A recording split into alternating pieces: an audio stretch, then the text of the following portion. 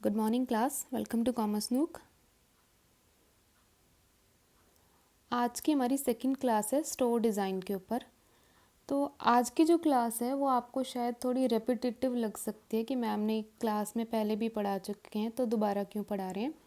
तो रीज़न इसका ये है कि आपके सिलेबस के अंदर ये कुछ टॉपिक्स हैं वो अलग से दिए हुए हैं, तो मैंने इसके अलग से ही एक वीडियो आपके लिए बना दी है, तो ताकि आपको बाद में जाके कोई कन्फ्यूजन ना क्रिएट हो। ठीक है, तो आज का हमारा टॉपिक है tips for store design and layout, कि आपका जो स्टोर का डिज़ाइन है और जो लेआउट है उसके कुछ टिप्स हैं जो आपको याद रखने चाहिए while preparing your store design and layout. तो देखते हैं क्या है इसके अंदर। साइनेज, साइनेज यानी कि एंट्रेंस पे जो आपका साइन बोर्ड लगा होता है एक स्टोर का, वो है मेरा signage. Ensure the store's name and logo are properly displayed at a place where it is visible from the distance. जो आपके स्टोर का साइनेज बोर्ड है वो हमेशा प्रॉपरली डिस्प्ले किया होना चाहिए, यानी कि वहाँ पर आपका जो स्टोर का नेम है और जो लोगो है वो प्रॉपरली दिखना चाहिए। इवन अगर कस्टमर डिस्टेंस पे भी है थोड़ा, तो उसे सामने से ही वो दिख जाना चाहिए। रात के टाइम पे भी क्या होता है, अगर जो आपका साइन बोर्ड है वहाँ पर थोड़ा वो चमकना चाहिए ताकि कस्टमर को कोई भी मिस्टेक ना हो आपका जो स्टोर है उसे ढूंढने में। Right, this is our first point. Second is mannequins. Mannequins should reflect the target market and needs to be updated regularly as per trend. कई बार क्या होता है कुछ स्टोर के अंदर हम लोग मैनिक्विन्स ज़्यादा चेंज होते हुए देखते नहीं हैं। वहाँ पर क्या इशू आता है कि वो लोग अपने स्टाइल के साथ या फिर ट्रेंड के साथ अपने आप को अपडेट नहीं करते हैं, दैट इज़ वाई वो थोड़ा पीछे रह जाते हैं as compare to their competitors. तो आपके जो स्टोर के अंदर जो मैनिक्विन्स होते हैं, ये मैनिक्विन्स हैं हमारे जिन्हें हम लोग ड्रेसअप करके रखते हैं ताकि कस्टमर को पता लग सके या फिर आइडिया लग सके कि आपके स्टोर के अंदर कैसा प्रोडक्ट मिल रहा है। ठीक है, तो आपके जो मैनिक्विन्स हैं वो हमेशा आपके टारगेट मार्केट को रिफ्लेक्ट करें। तो लेट्स से कि कोई फीमेल के या फिर वुमेन के कपड़े मिल रहे हैं, देन आपके जो ये मैनिक्विन्स हैं उनके यही इसी तरीके से वो ड्रेसअप होने चाहिए। किड्स के कपड़े आपके स्टोर में मिलते हैं, देन टारगेट मार्केट आपकी किड्स है, तो दैट मीन्स कि आपके मैनिक्विन हमेशा किड्स वाले कपड़े ही वहाँ पर उसने वेयर करने चाहिए उसको। ठीक है, तो मैनिक्विन्स आपके टारगेट मार्केट को रिफ्लेक्ट करते हैं, देन उन्हें हमें अप टू डेट रखना चाहिए या फिर ट्रेंड के अकॉर्डिंगली हमें उसको चेंज करते रहना चाहिए। Right, next is trial room. Trial room should be equipped with mirrors and are clean at all time. तो ट्रायल रूम्स कौन से होते हैं जहाँ कस्टमर जाकर एक बार आपका जो आउटफिट है वो ट्राई करता है, देन उसके बाद ही वो कंसीडर करता है कि उसे वो सामान लेना चाहिए या नहीं लेना चाहिए। तो ये बहुत ज़रूरी होता है कि जो आपकी ट्रायल रूम है वहाँ मिरर हो फर्स्ट ऑफ ऑल, मिरर के साथ साथ वो मिरर क्लीन भी होने चाहिए। तो समटाइम्स क्या होता है आउटफिट अच्छी होती है लेकिन जो मिरर या फिर आप बोल सकते हैं लाइटिंग होती है उस ट्रायल रूम के अंदर वो इतनी प्रॉपर नहीं होती है, जिस वजह से कस्टमर को ज़्यादा आउटफिट अपीलिंग नहीं लगती है। तो इसलिए ट्रायल रूम के अंदर आपके मिरर्स हैं और जो लाइटिंग है वो प्रॉपरली इक्विप्ड होनी चाहिए। Next is wall colours. तो आपके स्टोर के डिज़ाइन के अंदर वॉल कलर हमने लास्ट क्लास में पढ़ा था। वॉल कलर यानी कि आपके ये जो स्टोर है वहाँ पर जो वॉल है उसके ऊपर कैसा कलर होना चाहिए। अब बहुत सारी वॉल्स हैं आपके स्टोर के अंदर, तो या तो आप हर एक वॉल को अलग से कलर कर सकते हो। लास्ट क्लास में भी हमने देखा था वहाँ पर कौन सा कलर यूज़ कर रहे थे, पीच कलर। और एक स्टोर ऐसा था जहाँ पे वुडन वर्क थोड़ा ज़्यादा था।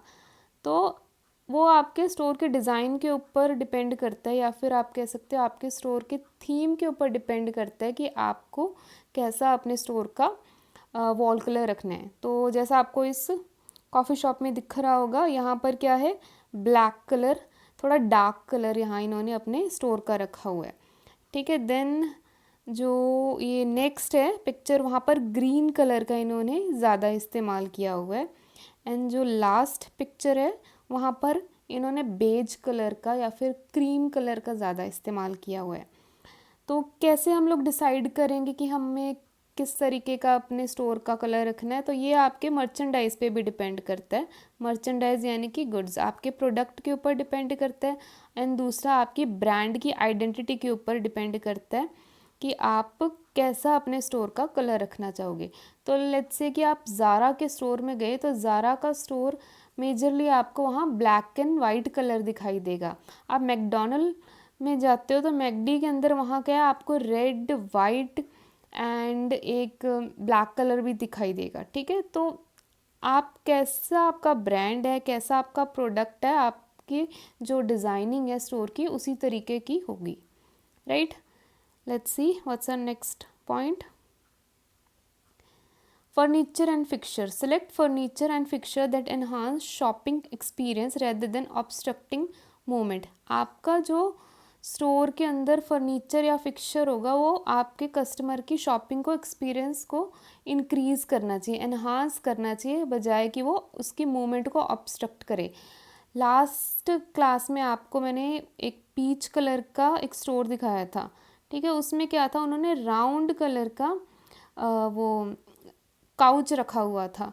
तो ऐसा जब आपका आप बोल सकते डिज़ाइन होता है, ऐसे जब आप इक्विपमेंट्स का इस्तेमाल करते हो, फर्नीचर का इस्तेमाल करते हो, देन कस्टमर का शॉपिंग एक्सपीरियंस प्लीजेंट रहता है। तो आपको जब भी अपना जो फर्नीचर या फिक्सचर डिसाइड करना है तो ऐसा ही करना है जिससे कि कस्टमर के शॉपिंग एक्सपीरियंस एनहांस हो, जिससे बजाय कि ऑब्स्ट्रक्ट हो उसकी मूवमेंट। ऑब्स्ट्रक्ट यानी कि उसको चलने में इधर उधर थोड़ी परेशानी हो। तो कोई आपकी अगर आपका स्टोर है वो थोड़ा कंजस्टेड है और आपने फर्नीचर थोड़ा ज़्यादा बड़ा रख दिया है, तो अब इस वजह से क्या है, उसकी मूवमेंट के अंदर थोड़ी परेशानी हो रही है, उसे वो ठीक से मूव नहीं कर पा रहा है पूरे स्टोर के अंदर। तो ऐसा नहीं होना चाहिए आपके स्टोर के अंदर।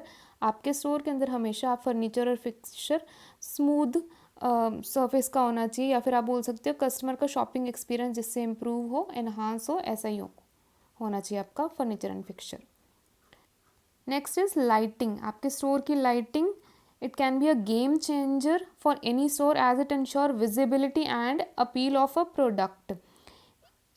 प्रोडक्ट को अगर आपको विजिबल बनाना है या फिर अपीलिंग बनाना है, देन आपको क्या करना है, उसके ऊपर आप अगर लाइटिंग कर देते हो ना, प्रॉपरली हाईलाइट कर देते हो उस प्रोडक्ट को, देन उसकी सेल बढ़ने के चांसेस थोड़े ज़्यादा होते हैं। लास्ट क्लास में भी मैंने आपको दिखाया था कि उन्होंने क्या किया होता, हर एक प्रोडक्ट के ऊपर उन्होंने लाइटिंग की हुई थी। अब इससे क्या है, वो प्रोडक्ट ज़्यादा विजिबल हो जाता है कस्टमर को और वो फिर अपीलिंग भी दिखाई देता है। Next is music. तो अगर आपके स्टोर में म्यूज़िक चल रहा है, देन वो थोड़ा सूदिंग एंड कामिंग होना चाहिए, वो कस्टमर को इरिटेट नहीं करे। अब ये अगेन ये डिपेंड करता है कि आपका स्टोर कैसा है। तो लेट्स से आपकी कोई फ्लोरल शॉप है, देन वहाँ पर तो मैं थोड़ा प्लीजेंट म्यूज़िक चलाऊँगी, ठीक है, जो कस्टमर को सूदिंग लगे। तो अगर आपका कोई म्यूज़िक शॉप है या फिर कोई गिटार वगैरह का कोई आपका स्टोर है, तो वहाँ पर आप थोड़ा लाउड म्यूज़िक रख सकते हो, क्योंकि आपका मर्चेंडाइज ही ऐसा है, तो आपको आपके कस्टमर को वो ज़्यादा बॉदर नहीं करेगा। ठीक है, तो म्यूज़िक कैसा होगा, जैसा आपका मर्चेंडाइज होगा। Next is order. Use air fresheners to maintain pleasant scent in the store. Your store should be free from any order. तो आपके स्टोर के अंदर एयर फ्रेशनर्स यूज़ करने चाहिए आपको, ताकि कोई जो कई बार स्मेलिंग हो जाती है स्टोर के अंदर, तो उसको वो अनप्लीजेंट लगता है आपके स्टोर के अंदर। तो एयर फ्रेशनर्स का इस्तेमाल करना चाहिए ताकि प्लीजेंट सेंट आपके स्टोर के अंदर मेंटेन रहे। Then is cleanliness. ये तो बहुत ऑब्वियस सी चीज़ है कि आपके जो स्टोर के फ्लोर टाइल्स हो गए, सीलिंग्स होगी, रैक्स होगी, कारपेट्स वगैरह होंगे, ये प्रॉपरली वेल मेंटेन्ड रहें और स्टेन फ्री हों। Next is unobstructed entry and exit. Keep entrance and exit clear of any obstacle so that customer can move easily. जो आपके एंट्री पॉइंट है एंड एग्जिट पॉइंट है वो अनऑब्स्ट्रक्टेड होने चाहिए, यानी कि क्लियर होने चाहिए, ताकि कस्टमर अंदर आ सके आराम से और बाहर भी आराम से जा सके। Our next topic is how to minimize shoplifting और theft. Shoplifting होता है चोरी, यानी कि आपको अपने स्टोर के अंदर किस तरीके से शॉपलिफ्टिंग को या फिर चोरी को कम करना है। तो क्या है पहला पॉइंट हमारा, product should never be displayed at the entry और exit of the store where there is less visibility.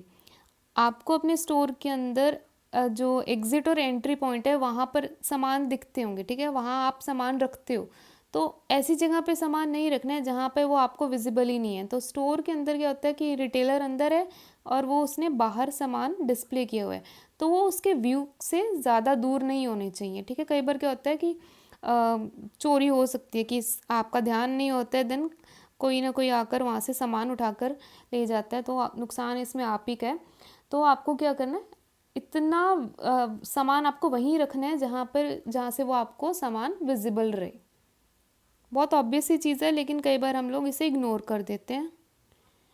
Second point है, store that sell expensive items like watches, jewellery, precious stone etcetera should use locked cabinet. अगर आप कोई ऐसा product बेचते हो जो कि बहुत ज़्यादा एक्सपेंसिव है, जैसे कि वॉचेस हो गई है, ज्वेलरी हो गई है, कोई प्रीशियस स्टोन्स हो गए हैं, तो आपको ऐसे प्रोडक्ट को लॉक्ड कैबिनेट के अंदर रखना चाहिए। आपने देखा भी होगा ज्वेलरी की शॉप में आपको ज्वेलरी हमेशा लॉक्ड वाले जो ग्लासेस के होते हैं, लेकिन वो लॉक्ड होते हैं, ठीक है। तो ऐसे ही कैबिनेट्स के अंदर आपको अपना प्रोडक्ट को स्टोर करके रखना है। Next is install CCTV to monitor store properly. आजकल तो ये हर जगह पे चल रहा है कि सीसीटीवी कैमराज आपको नॉर्मली हर एक स्टोर के अंदर मिल जाएंगे, और वो काम भी करने चाहिए, ठीक है, उनको अप टू डेट भी रखना पड़ता है। Customer carry bag can be asked to deposit them at the entrance of the store. Sometimes customer कहीं और से शॉपिंग करके आ रहे होते हैं, तो उनके हाथ में कैरी बैग्स होते हैं, तो कुछ जो रिटेल स्टोर होते हैं वो उनसे पहले ही उन्हें डिपॉजिट करवा देते हैं। रीज़न बीइंग कि ये थोड़े चोरी के चांसेस को कम करते हैं, कि समटाइम्स कुछ होते हैं कस्टमर, वो क्या करते हैं, सामान उन कैरी बैग्स के अंदर अपना स्टोर कर लेते हैं जो पहले से बाहर से लेकर आए होते हैं, देन बाद में क्लेम करते हैं तो हमने कहीं और से लिया था, ठीक है। तो ऐसे केसेस को अवॉइड करने के लिए आप क्या कर सकते हैं, उनके कैरी बैग्स हैं वो पहले ही डिपॉजिट करवा सकते हैं एंट्रेंस के पॉइंट पे। Last point is customer can be asked to carry a certain number of outfits in the trial room.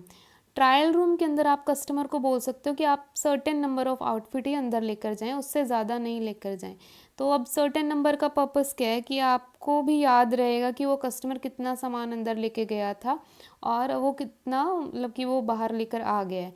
तो समटाइम्स कई बार कस्टमर गलती से भी आपका सामान पहनकर चले जाते हैं और आपको भी नहीं पता चलता है, तो बाद में जब आप चेक कर रहे होते हो at the end of the day कि कितना सामान आपके पास पड़ा है, देन उस टाइम पे आपको याद आता है कि कोई ना कोई कस्टमर शायद बाय मिस्टेक ले गया हो या फिर जानबूझकर लेकर चला गया हो। तो ऐसे केसेस को अवॉइड करने के लिए हमें क्या करना चाहिए, सर्टेन नंबर ऑफ, यानी कि आप एक नंबर सेट कर देते हो कि इससे ज़्यादा आउटफिट आप अपने स्टोर के ट्रायल रूम के अंदर नहीं लेकर जाओगे, ठीक है।